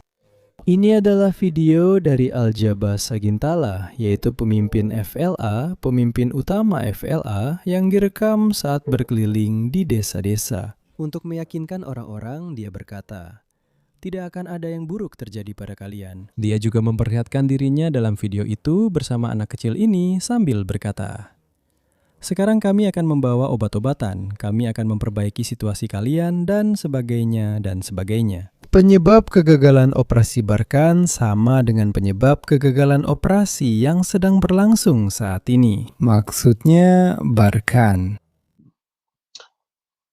Pertama-tama, saya tidak pernah mengerti mengapa semuanya dimulai dengan operasi yang disebut Serval, yang hanya dan sepenuhnya berfokus pada Mali. Lalu orang Prancis memutuskan untuk memperluasnya ke seluruh wilayah. Mereka bilang karena kelompok jihadis mulai berkembang di seluruh wilayah, jadi pada titik tertentu operasi itu diperluas. Pada awalnya, efek jangka panjangnya bisa Anda lihat di foto. 3 pemerintahan transisi, 3 pemerintahan Prancis yang diambil alih oleh militer sangat bermusuhan terhadap kepresidenan. Burkina Faso dan negara-negara lain berniat melakukan sesuatu. Mereka sudah bergerak. Seperti yang saya katakan sebelumnya, Ada pasukan siaga sebanyak 15.000 orang. mereka langsung pergi ke perbatasan. Pembaruan singkat tentang Burkina Faso. 2 minggu lalu terjadi polemik besar karena sebuah laporan dari Sky News UK oleh seorang jurnalis. Saya harus bilang, menurut saya, laporannya juga dibuat dengan baik. Yang pergi ke Burkina Faso mewawancarai Traoré secara langsung, lalu memberikan gambaran tentang kehidupan di Burkina Faso selama pemberontakan. Saya tegaskan dulu, saya tidak menyarankan kalian harus menunggu sampai benar-benar hidup di daerah perang. Maksudnya di Ouagadougou, ibu kota. Ada festival film, jadi situasinya terlihat cukup normal. Tentu saja, lalu di pinggiran kota di antara kem-kem pengungsi, karena mereka adalah orang-orang yang melarikan diri dari pedesaan ke Burkina Faso. Sekarang, Traoré yang diwawancarai oleh jurnalis ini, jurnalis tersebut mendapat banyak serangan di media sosial, sangat diserang di Burkina Faso, dengan tuduhan bahwa dia telah melakukan propaganda melawan pemerintah, melawan revolusi Burkina Faso.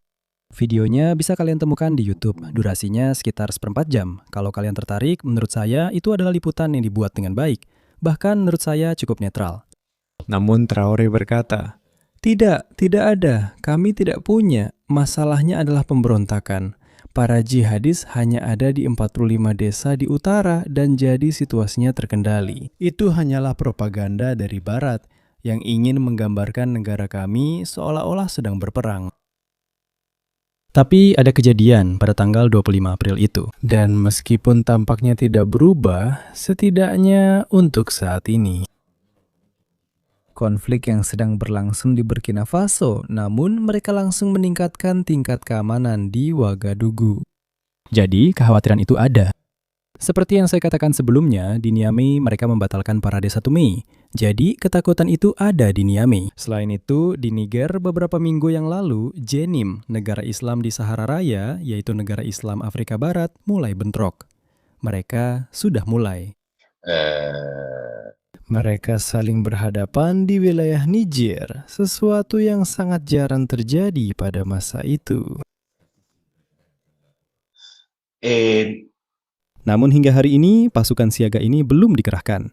Seperti yang saya katakan sebelumnya, di beberapa saluran media sosial yang mendukung aliansi negara-negara Sahel, mereka melaporkan bahwa diduga telah melakukan serangan udara terhadap posisi FLA dari Jenim di wilayah Kidal. Saat ini, katakanlah, meskipun kita anggap itu benar, menurut saya ini belum menjadi pertanda akan adanya serangan balasan. Yang bisa saya katakan adalah sumber lokal menyebutkan bahwa pasukan Rusia dan pasukan Mali sedang menimbun banyak amunisi untuk memulai kampanye udara di wilayah utara. Bisa saja orang Rusia menggunakan solusi seperti di Chechnya, juga karena, saya tegaskan lagi, tanpa bermaksud sombong, tapi kontra pemberontakan ala Rusia selalu seperti itu, yaitu mereka meratakan kota. Dan juga tidak banyak pusat kota, maksudnya mereka ini tinggal di luar Kidal, di daerah yang benar-benar tidak banyak pusat kota. Saya juga ingin mengatakan kepadamu, tapi tolong koreksi jika saya salah. Sepertinya dalam perang di Ukraina pun taktiknya selalu sama, yaitu hancurkan pusat pemukiman, lalu kirim pasukan masuk untuk melihat apa yang terjadi. Bombardir. Katakanlah bahwa kawasan perkotaan di Eropa, meskipun sangat rusak seperti di Ukraina, pasti tidak seperti kawasan di sini. Di sini kamu tidak akan menemukan bangunan industri yang bisa dipakai untuk bertahan, seperti pabrik atau semacamnya. Saya lihat di sini hanya rumah-rumah rendah. Ada faktor lain juga, seperti yang sudah saya bilang di siaran langsung sebelumnya. Hubungan dengan Aljazair juga sedang di titik terendah dan Kidal adalah pos terdepan di garis belakang, yaitu Tinsa Guatel yang berada di perbatasan dengan Aljazair. Aljazair sudah sebuah drone Yang masuk ke wilayahnya. Tidak, saya pikir bagi Rusia dalam arti tertentu, bahkan dari sudut pandang diplomatik, Aljazair adalah aset. Bertengkar dengan Aljazair karena Kidal, pada tahap ini saya rasa cukup sulit. Dan pertimbangkan juga satu hal lagi, bahwa hubungan dengan Aljazair semakin memburuk. Mengapa pemerintah Mali pada awal April ingin mengakui rencana otonomi Maroko untuk Sahara Barat? Dan pada dasarnya itu berarti menentang Polisario, kelompok separatis Didukung oleh PBB. dari Aljazair. Jadi, pada dasarnya, oke, saya mengerti orang yang berpikir bahwa Prancis mendanai. Quello, per carità. Tapi masalah utamanya adalah, kamu bertengkar dengan semua orang. Maksud saya, untuk melawan pemberontakan seperti ini, kamu butuh sekutu di tingkat regional. Dan sekarang, selain negara-negara aliansi negara-negara Sahel, kamu tidak punya. Ini adalah video Canik, orang-orang Turki yang sedang melatih tentara Mali termasuk garda presiden. Pada tahap ini, bisa dibilang dukungan terhadap Turki jauh lebih tinggi dibandingkan sebelumnya.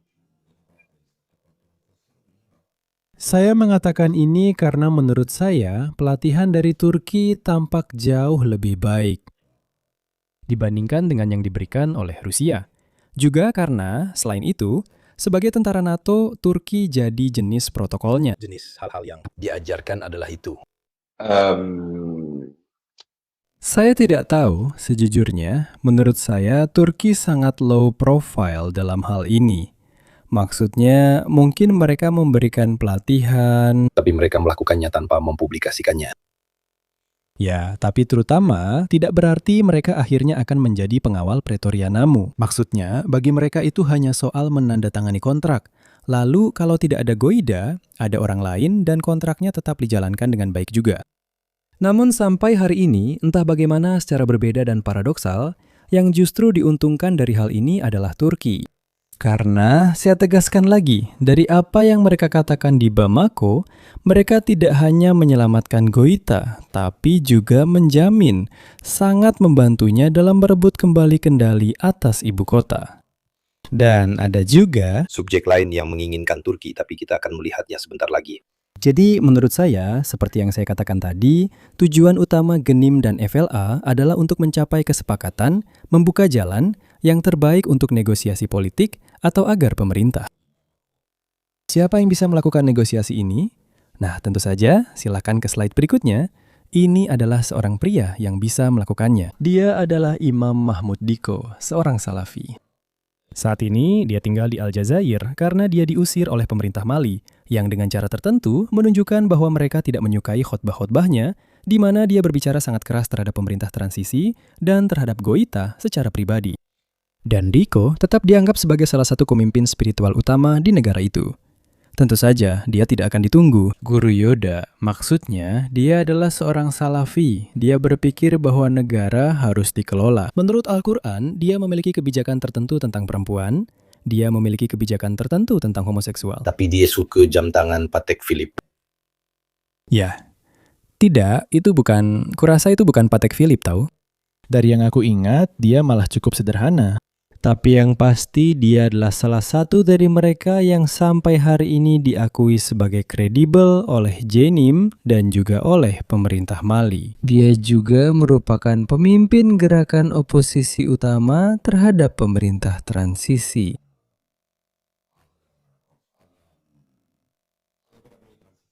Dia memimpin gerakan aneh ini yang merupakan gabungan antara agama dan politik dan yang menginginkan kembalinya demokrasi di negara itu. Banyak orang berpikir bahwa dialah satu-satunya yang setidaknya mampu untuk bertindak sebagai Perantara. di antara para jihadis dan I Tuareg da una parte e il Mali dall'altra. Menarik untuk dicatat satu hal lagi. Silakan lanjut ke slide berikutnya.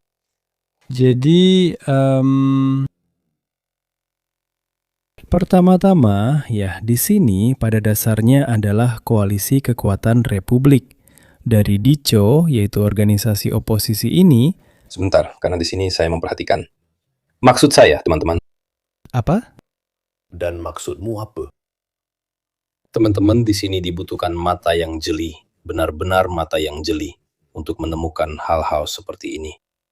Maksudmu? Aku langsung pakai Google Image. Ya, itu Patek Philippe Pilot. Jadi sekarang dia jadi kurang kaku dibandingkan dulu saat aku yang mengikutinya. Patek Philippe Pilot Travel Time Calatrava. Jadi yang bisa aku katakan dan mungkin bisa menjelaskan tentang Patek Philippe adalah bahwa dia dibina di Arab Saudi dan dilatih oleh mereka. Maksudku dia dibentuk oleh orang-orang Saudi. Mereka menempatkannya sebagai pemimpin organisasi Salafi yang bernama Dewan Tinggi Islam Mali sampai tahun 2013. Dan dia punya selera yang bagus menurutku. Tapi adalah yang terbaik di kelasnya. Saya sama sekali tidak mengerti apa-apa. Tapi di depan kalian, lihat. Unggah file, jam tangan. Saya hanya menyimpan mansetnya saja. Lihat ya. Halo. Terima kasih, kamu. Terima kasih, ini dari 19A. 6.500. Ayo, 6.500, 6.600, apa bedanya? Bukan, maksudku selain itu aku bilang dia memimpin kekuatan koalisi ini.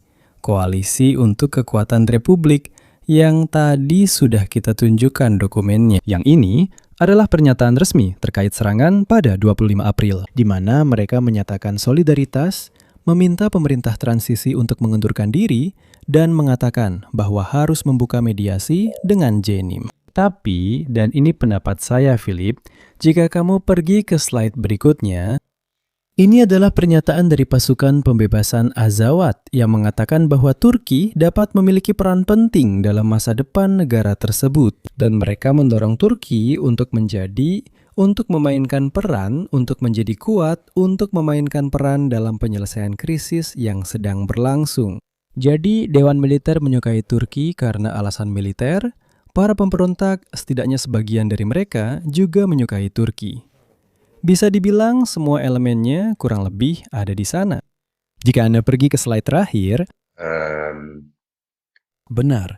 Sementara itu, jika benar bahwa pasukan Rusia dan pasukan Mali kemungkinan sedang mempersiapkan sebuah ofensif, dan pada saat yang sama, Tuareg juga melakukan aksi mereka sendiri. Jadi pada dasarnya, mereka mulai memperkuat aliansi dengan kelompok-kelompok lain di utara. Turki pada dasarnya, itu perannya. Intinya, apakah akan ada mediasi atau konflik akan terus berlanjut?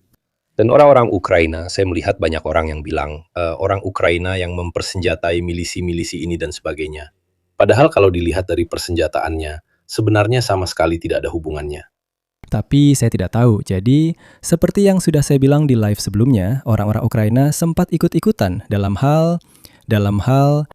sebuah video di mana mereka meluncurkan 2 drone dan mengenai sebuah sistem anti udara. Tidak. Ada foto mereka dengan bendera Ukraina yang jelas-jelas palsu. Maksud saya benar-benar begitu. Ya, itu palsu. Ya Tuhan, pada tahap ini saya tidak tahu. Kesan saya adalah mereka mungkin saja sudah belajar menggunakannya. Mungkin juga orang Aljazair. Tapi maksud saya, hal ini tentang orang Ukraina yang ada di mana-mana di Afrika untuk mengalahkan orang Rusia. Entahlah, saya selalu merasa agak ragu, karena itu justru merugikan mereka yang mengatakannya. Karena kalau itu benar, selamat untuk orang Ukraina yang bisa mengalahkan. Tidak, sama sekali tidak. Perang saudara di Myanmar, yang sama sekali tidak ada hubungannya, kalau kalian lihat video terakhir yang saya buat, yang sekarang sudah sekitar 1,5 tahun lalu, di sana juga digunakan drone dengan teknik yang sama seperti yang digunakan Ukraina dalam konflik di Ukraina. Tidak sulit untuk meniru hal seperti itu ya. Tapi sebenarnya kenapa bisa sampai ke situ? Kamu tidak perlu orang Ukraina yang mengajarkanmu cara menggunakan drone FPV. Atau lebih tepatnya, itu bisa saja benar. Ketika kamu berbicara tentang drone yang memang dibuat dan dikembangkan untuk keperluan militer, tapi ketika kamu berbicara tentang drone yang sebenarnya drone sipil yang kemudian dimodifikasi. Nah, Di sini juga. saya hormat pada Ukraina, tapi apakah harus sampai orang dari Kiev datang ke sini untuk mengajarkan cara menggunakannya? Saya rasa itu sebenarnya adalah akal-akalan yang sering digunakan untuk mencoba menjaga negara-negara ini tetap dekat dan memastikan dukungan mereka dalam hal kompetisi dalam hal itu. riguarda Dukungan mereka dalam perang. Dengan Ukraina. Ini iya. Tapi secara objektif. Saya agak skeptis. Dan kemudian, Karena di sana kamu punya. Itu sedikit. Sedikit rasa hormat. Untuk menjaga siapa yang memberi sedikit rasa hormat. arrivare qualcuno all'Ucraina, Mengajarnya. loro. Jelas, saya agak skeptis. jadi saya rasa kita sudah membahas semua yang bisa dibahas. Terima kasih juga atas semua penjelasan yang sangat detail. Ini adalah siaran langsung yang sangat padat informasi. Saya akan mengunggah file presentasi yang telah dibuat oleh Luciano agar bisa diunduh. Jadi kalian bisa menemukan semua tautannya. Sehingga kalian juga bisa mengenal analis lain seperti Thomas Wallinger misalnya, Clement Molin yang juga mengikuti hal ini. Ada artikel yang sangat bagus dari ISPI beberapa hari yang lalu. Itu juga tidak buruk. Itu semacam ringkasan singkat untuk yang belum terlalu paham. Karena saya paham bahwa nama-nama komandan Israeli, tempat-tempat dan sebagainya dalam geografi memang sulit untuk dipahami, tapi di sana semuanya sudah dijelaskan dengan jelas. Kalian bisa mempelajari peta-petanya dan melihat-lihat sendiri. Kami akan kembali tentu saja di pertengahan minggu, baik untuk memberikan pembaruan tentang Ukraina atau untuk memberi kabar terbaru tentang apa yang sedang terjadi. Dan di Iran, karena kalian tahu sendiri bagaimana keadaannya, Trump sedang bilang begitu. Kami akan kembali tentu saja di pertengahan minggu seperti yang ke-82 di Kuwait. Akhir-akhir ini dia melakukan gerakan yang cukup aneh, jadi mungkin juga untuk menakut-nakuti atau untuk memperbarui. Ventilare apa? Tapi katakanlah jika saya harus bertaruh sekarang, bagaimana akhirnya? Jauh lebih mungkin mereka akan terus saling menembak daripada menemukan kesepakatan, mengingat mereka saling menolak semua poin. Jadi itu hanyalah jeda untuk masuk jeda dalam tanda kutip. 2 rudal mendarat hari ini. Jadi Seperti yang kita lihat, itu adalah sambutan dari Iran kepada Uni Emirat Arab. Di luar kehidupan mereka bukan OPEC. non-OPEC begitu. Jadi terima kasih kepada kalian semua, terima kasih banyak kepada Luciano, dan sampai jumpa dalam beberapa hari ke depan, Rabu, Kamis, semacam itu. Selamat malam.